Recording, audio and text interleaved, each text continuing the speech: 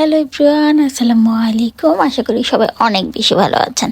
চলে আসলাম আপনাদের সাথে আজকে আবার শেয়ার করতে তেলাপিয়া মাছ কীভাবে ফ্রাই করছি আস্ত, সেটাই খুব সহজে খুব অল্প সময়ে কীভাবে ফ্রাই করে নেবেন এবং খেতে অনেক বেশি মজা হবে, সেই রেসিপি আজকে আমি আপনাদের সাথে শেয়ার করব।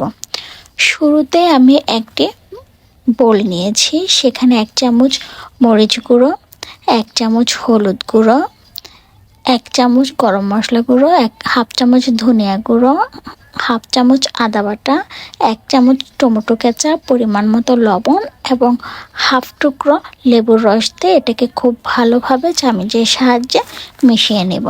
এটা যখন খুব ভালোভাবে মিশানো হয়ে যাবে তখন আমি এখানে অল্প পরিমাণ পানি অ্যাড করে দেব।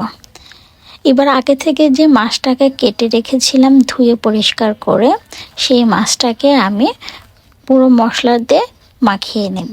এটাকে খুব ভালোভাবে মশলা দিয়ে মাখিয়ে নেব। আমি মাছ বরাবর অনেকগুলো আঁচড় দিয়েছি যেন মশলাগুলো ভিতর পর্যন্ত যেতে পারে। এটাকে আমি খুব ভালোভাবে মাখানোর পর 10 থেকে 15 মিনিটের জন্য মেরিনেট করে রাখবো। চাইলে আপনারা ঘন্টাখানিকও মেরিনেট করে রাখতে পারেন। এটা যখন ঘন্টাখানিকের জন্য মেরিনেট করে রাখলে এটা স্বাদ মনে হয় আর অনেকটা বেশি হবে।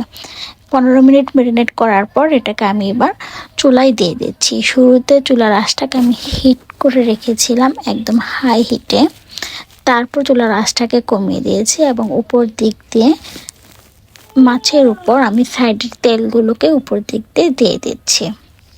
এটার কারণ হচ্ছে আপনি যখন মাছটাকে উল্টো পিট করবেন তখন যেন ভেঙে যাওয়ার কোনো চান্স না থাকে। এই তেলগুলো উপর দিক দিয়ে দেওয়ার কারণে উপর দিক দিয়ে অনেকটাই হয়ে যাবে, 50%-এর মতো মাছটা এই দিক দিয়েই হয়ে যাবে। এবার আমি এটাকে উল্টো পাশ করে নিচ্ছি। এই তো, এবার আমি এটাকে দোনো সাইড খুব ভালোভাবে ফ্রাই করে নেব। এই তো আমার ফ্রাই করা হয়ে গেল তেলাপিয়া মাছ। সবাই অনেক বেশি ভালো থাকবেন। আল্লাহ হাফেজ।